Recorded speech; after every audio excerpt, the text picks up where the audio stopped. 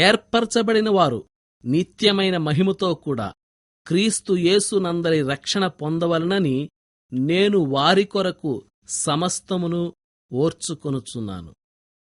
2 Timothy పత్రిక 2వ అధ్యాయం 10వ వచనం.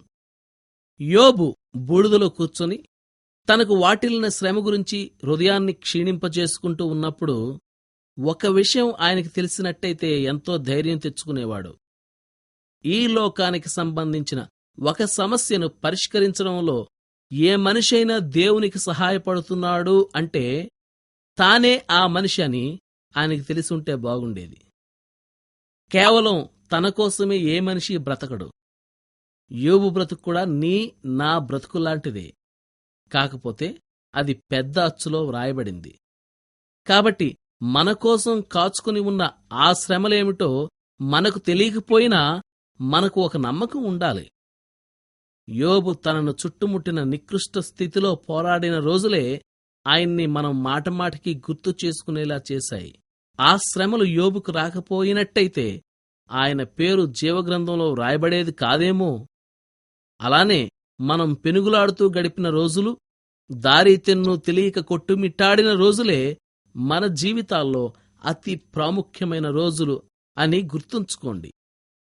మనకు అతి విచారకరంగా అనిపించిన రోజులే అతి శ్రేష్టమైన రోజులు. మనం ముఖం నిండా చిరునవ్వుతో వసంతకాలపు పుష్పాలు నిండిన మైదానాల్లో గంతులేస్తూ పరిగెత్తే రోజుల్లో హృదయానికి మాత్రం ఏమేలూ జరగదు. ఎప్పుడూ ఉల్లాసంతో ఉత్సాహంతో ఉండే ఆత్మ జీవితపు లోతుల్ని తరచి చూడదు. అలాంటి స్థితిలో ఉండాల్సిన ఆనందం, సంతృప్తి ఉన్నాయి కాని హృదయం మాత్రం ఎదగదు.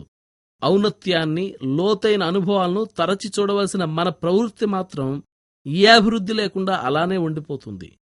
జీవితం క్రొవ్వొత్తిలాగా గుడ్డిగా వెలిగి చివరికంటే కాలిపోతుంది. దానికి నిజమైన సంతోషపు దగదగలు ఉండవు. దుఃఖపడువారు ధన్యులు. చలికాలపు సుదీర్ఘమైన రాత్రుల అంధకారంలోనే చుక్కలు కాంతివంతంగా ప్రకాశిస్తాయి.